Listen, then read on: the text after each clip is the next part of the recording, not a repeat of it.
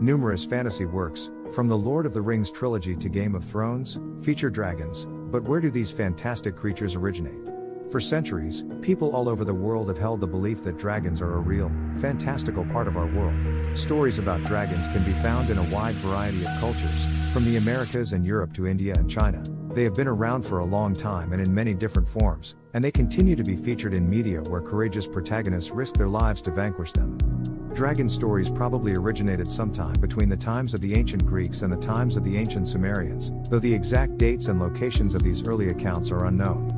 In the ancient world, they took the form of enormous serpents, ready to crush with their coils and kill with their venomous breath. For a large portion of time, people viewed dragons as neutral creatures, capable of either good or evil. When Christianity spread throughout the world, dragons were suddenly seen in a much darker light and came to symbolize the devil. In medieval times, the Bible was the primary source for information about dragons, and the vast majority of Christians probably accepted the biblical account of dragons as fact. In fact, the massive monster Leviathan, which is described in great detail in the book of Job, chapter 41, sounds like a dragon. Along its back are rows of shields that are so close together that no air can pass between them.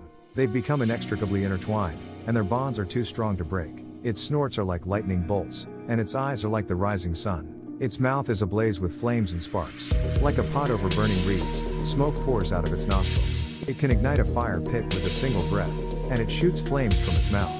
People used to think that dragons existed because there was actual proof of their existence, not just because of the stories told by storytellers. For eons, people had no idea what to make of the enormous bones that occasionally surfaced around the world. To those without any knowledge of dinosaurs, dragons seemed like a reasonable explanation. People used to think that dragons existed because there was actual proof of their existence, not just because of the stories told by storytellers. People have no trouble visualizing dragons, but Grunge claims there is a wide range in how they are described. Flying dragons are a rarity, but some species do have them. Despite their name, not all dragons can fly or speak. The dragon from J.R.R. Tolkien's The Hobbit lives in a mountain cave. According to the Encyclopedia of Folklore, Legend, and Myth, giants, monsters, and dragons have a combination of characteristics from a number of different animals. For example, an elephant's trunk and a lion's head for those living in the Middle East, or a number of different reptiles' heads for those living in the Americas. Dragons can be any color from the standard green, red, and black to the more rare yellow, blue, and white. In his book Dragons, A Natural History, zoologist Carl Schuker describes a wide variety of dragons, from the more common giant snakes and hydras to the more obscure basilisks, wyverns, and cockatrices. The fundamental nature of the is that of a chameleon, changing its appearance to meet the aesthetic and literary standards of the time. Every genre of fantasy media, from the family-friendly 2010 film How to Train Your Dragon to the adult-oriented Game of Thrones books and TV series and The Hobbit book and movies, features dragons. More than a dozen distinct types of dragons, each with their own abilities and personalities, are detailed in the popular role-playing game Advanced Dungeons & Dragons. Dean Miller writes in Legendary Creatures and Monsters that the word dragon originates from the ancient Greek word drakanta, meaning to watch, implying that the beast guards treasure like mountains of gold coins or gems. However, this doesn't seem to make sense, since a creature as powerful as a dragon shouldn't have to pay for anything, right? Rather than being a real treasure for the greedy dragon to hoard, this one is likely more of a symbolic prize for the heroic warriors like the Knights of Camelot who would defeat the evil dragon. One of the few monsters typically portrayed as an adversarial foe to be vanquished is the dragon.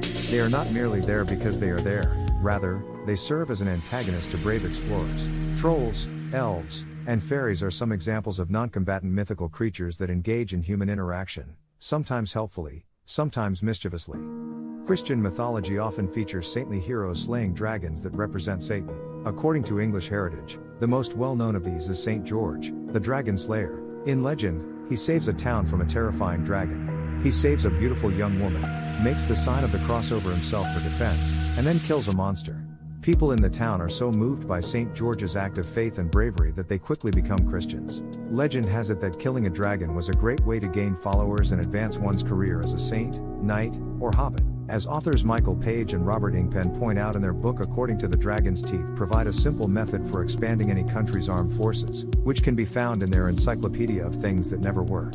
Cadmus, king of Thebes, was the first to use it. To begin, you should get a plot of land ready for planting grain. The next step is to find a dragon, kill it, and extract its teeth. Plant them in the rows you dug, lightly covering them over, and keeping a safe distance. Just a piece of cake, right? Once the dragon's teeth have been sown, seasoned warriors clad in bronze armor and armed with swords and shields emerge rapidly from the earth and stand in ranks. It has been reported that Draconis Dentata troops are a quarrelsome bunch who will turn on each other in the absence of a ready enemy. If you intend to do this, you had better have your opponents close at hand. Many artists, including the Dutch painter Hieronymus Bosch, are credited with popularizing the idea that dragons breathe fire in the Middle Ages.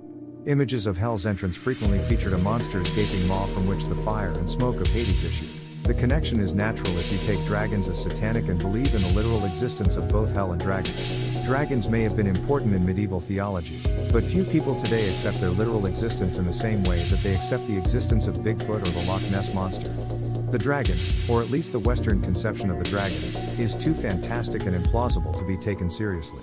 It's highly unlikely that any gigantic, winged fire-breathing creatures exist on Earth today without being seen, what with satellite imagery and the prevalence of smartphone photography and videography. A few centuries ago, however, sailors returning from Indonesia reported seeing dragons, specifically, Komodo dragons, a type of monitor lizard that can be aggressive, deadly, and up to 10 feet, 3 meters, in length, lending credence to the rumors of dragons. There have been dragons, in one form or another, for thousands of years. The dragons that have inspired epic fantasy fiction since J.R.R. Tolkien's time remain popular with readers. Seek truth, not fact.